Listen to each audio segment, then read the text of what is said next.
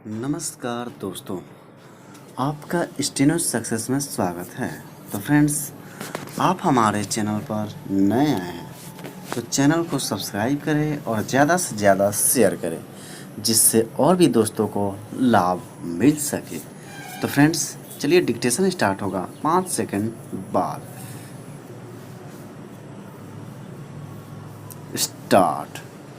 किसी भी राष्ट्रीय संकट के समय आपसी मत साम्यता जरूरी है और मत साम्यता के लिए निर्णायक दलों का साथ बैठना उससे भी ज़्यादा जरूरी।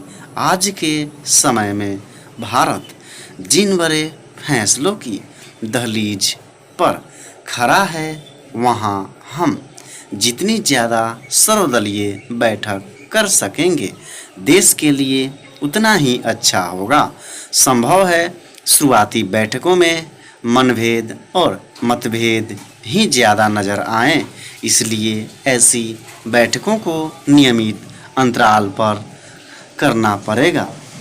आज भारत सीमा पर जिस संकट का सामना कर रहा है, उसकी व्यापकता और जटिलता के मद्देनज़र हमारा किसी विचार पर पहुंचने के लिए साथ बैठना सबसे ज़रूरी है।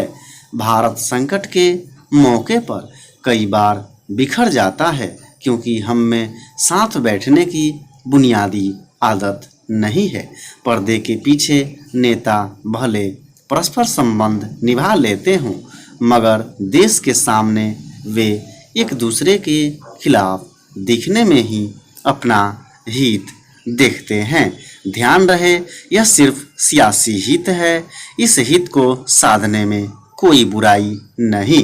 राजनीति इसके लिए पूरे अवसर देती है, लेकिन देश की मांग और ज़रूरतों का एक अलग ही स्तर है।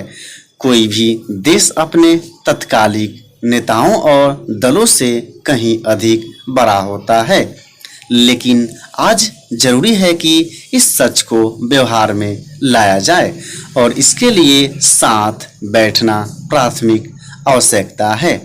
ऐसे में किसी सर्वदलीय बैठक में 20 दलों का शामिल होना अनुकरणीय और स्वागत योग्य है। सबसे अच्छी बात कि इसमें शारीरिक रूप से पास आने या लंबी यात्राएं करने की ज़रूरत भी नहीं है।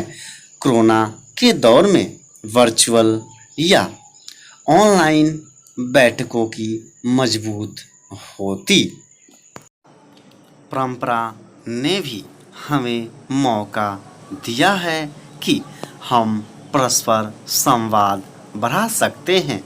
पहले ऐसे संवाद आयोजित करने का खर्चा बहुत होता था, लेकिन अब संचार तकनीक में काफ़ी सुधार आया है और इसकी मदद से राजनीतिक पार्टियां परस्पर संवाद को कई गुना बढ़ा सकती हैं।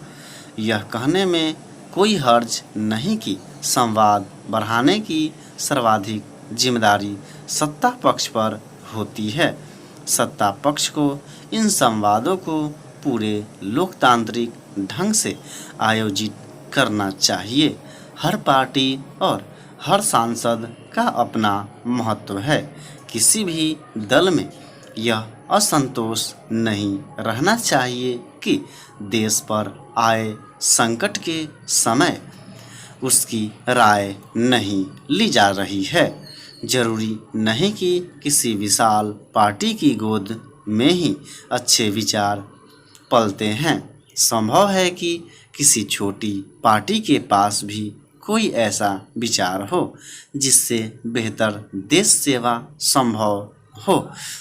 किसी भी लोकतंत्र में सबका मन और दिमाग टटोलते हुए चलने के अपने फायदे हैं। भारतीय लोकतंत्र में यह काम जितना होना चाहिए था उतना नहीं हुआ है।